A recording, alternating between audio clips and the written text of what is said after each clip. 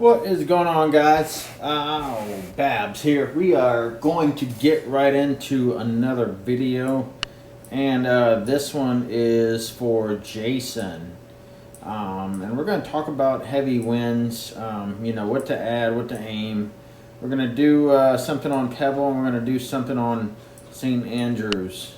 And that's sort of the gist behind what we're getting at. So we're going to do champion, tournament, and heavy winds. And so let's get into this, how to approach heavy wind shots, maybe slight adjustments that are needed, so forth and so on. Alright, so here we are on hole number one. Put myself in a decent position. We have a 29-mile-an-hour headwind. And you think, okay, let's go ahead and calculate this. So we got 91 up for 29.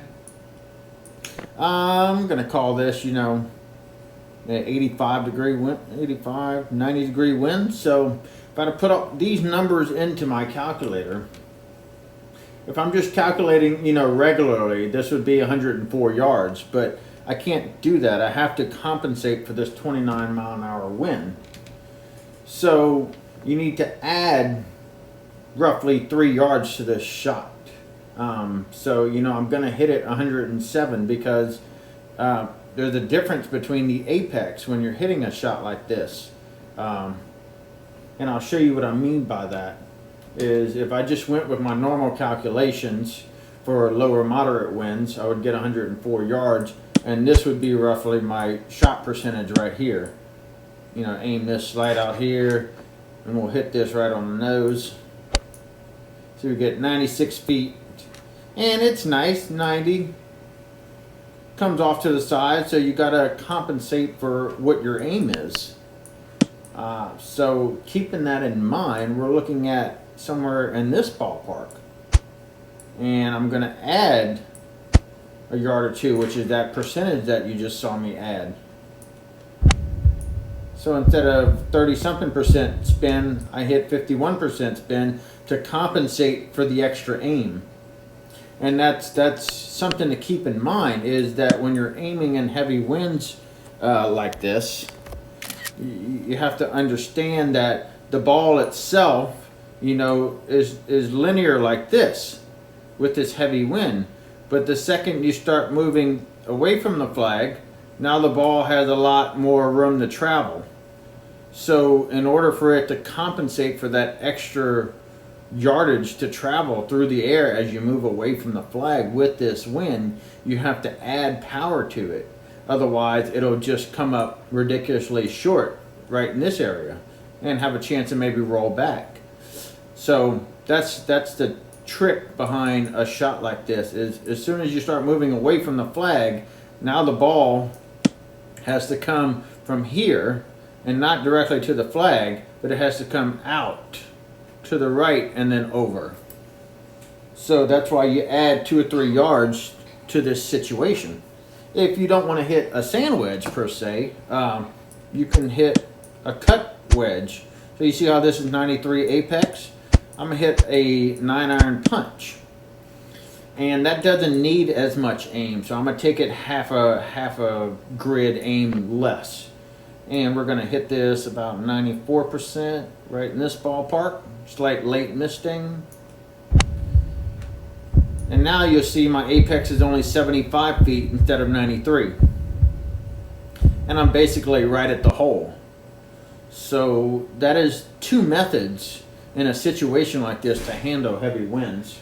One being the top spin, and 2 being a punch shot that has a lot lower apex, so you can cut through the wind and not need as much aim as you would necessarily think you would, and then accidentally get a bad misting, come up way short, and then your whole shot's ruined.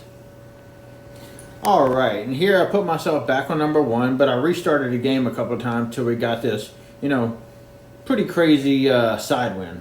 So in an instance like this, obviously you probably wouldn't be in this situation because I hit a 3-iron. But I'm just using this as an example to get your wind aim right. So as you see, when I'm switching the cameras here, this angle is more headwind than if I was just leaving it here. So make sure that you get your wind aim right in the instance that you can calculate a proper shot. So if I were to calculate this in lower moderate winds, this would be roughly 158 yards and about 5 grids of aim. But this is heavy winds, so I have to use the heavy wind divisor, and now when I do that, my aim becomes 7 grids and 159 yards. So we're going to do 2 shots. We're going to do a full backspin shot and we're going to do a half spin shot. So first is going to be a 6-iron full backspin, roughly 95-96%. So we're going to look at 7 grids roughly. So that's 4, 5, 6, 7. And we're looking at 95% in this ballpark right here with the misting. So we got the misting, ball lands on the hole, and we're right in the ballpark. And this is the kind of essence that you have to use when you're dealing with heavy wind, is that you find your happy medium to say, you know, if you are in a heavy wind situation and your current aim doesn't work, you know, download the aim program that I have on YouTube, and you can put in, you know, for a heavy wind condition number 2, and it automatically changes for you. And that's basically what I'm doing. So I went from 5.1 grids to 7 grids.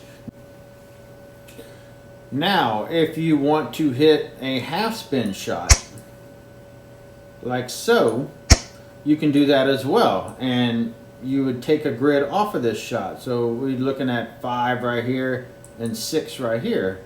And that would be a half spin shot, because I'm not getting the full apex of the shot is what I'm trying to get at. That's why I chose that half spin shot. So you see our apex is 105 in this situation. And now you minimize how much rollback you get. And that comes with, you know, charting your clubs. And, you know, I charted my clubs for this half spin so that I could have situations like this to know what needed to be done and how the ball will react in this situation. So if I was on 14 greens, I would much prefer to hit this half spin shot.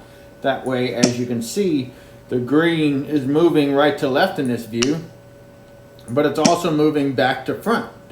So if you hit a full big backspin shot on this green on 14 greens, chances are it will come ripping back. And that's how you can kind of overcome that, by using half spin shots. So, you know, some people say chart, you know, quarter spin, half spin, 3/4 spin, all this stuff, which is good.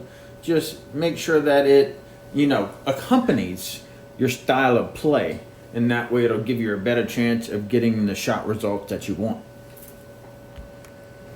Alright, so here we are on hole number 9 of St. Andrews, and as you can see, I hit a quick little 9-iron off the tee to kind of get myself in a short position here. So when you're looking at these camera angles, you want to kind of understand what you're looking at. This looks like a tailwind. This looks like a headwind. But this direction is dead on to the player. Whereas this one, as you can click on the flag, is skewed. It's coming out the side of the camera. So you can't use that. So the headwind is the correct wind to use here.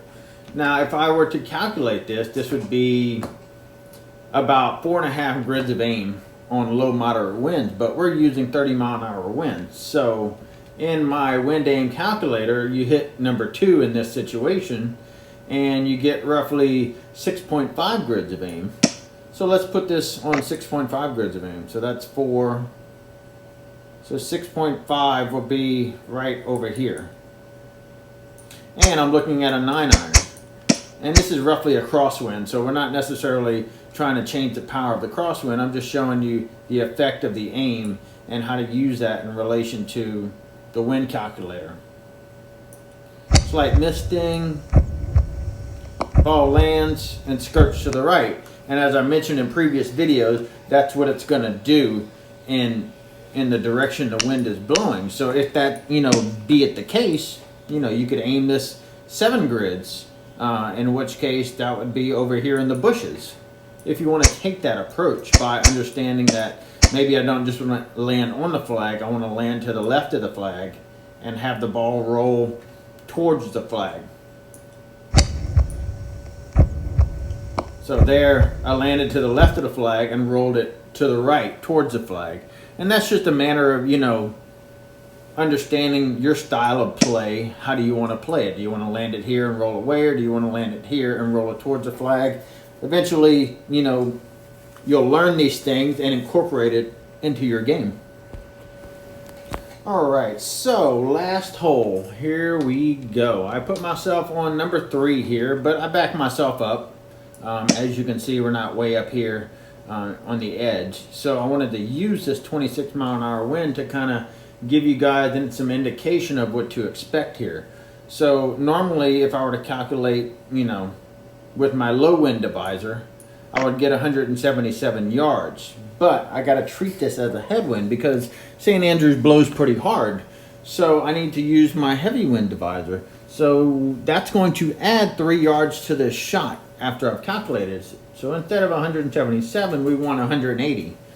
And in that instance, we're looking at either a 5-iron or a 4-iron. If it's the 5-iron, I'm going to hit that full backspin. And we're going to have roughly 1 grit of aim. And I'm going to hit that 100%. Slight misting. Lands 155 and we're good to go. Rather than landing 152 and coming up ridiculously short. In another instance, you can hit a full backspin 4-iron punch. It's roughly the same aim. And same misting. Oh, I better put it on punch, huh? I better put it on punch.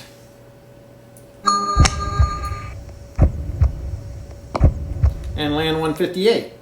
But see, the same concept is you can use with 2 different shots to utilize, you know, how to overcome heavy wind situations. And that's the beauty of charting, is knowing what your clubs can do and then incorporating them into this type of situation so that it gives you the shot results that you want. And that way you don't have to be frustrated with, you know, how to overcome a heavy wind situation like this by coming up too short. So hope you guys got something out of this heavy wind video. Let me know if y'all have any questions. And again, as always, I'm here for you. Take care.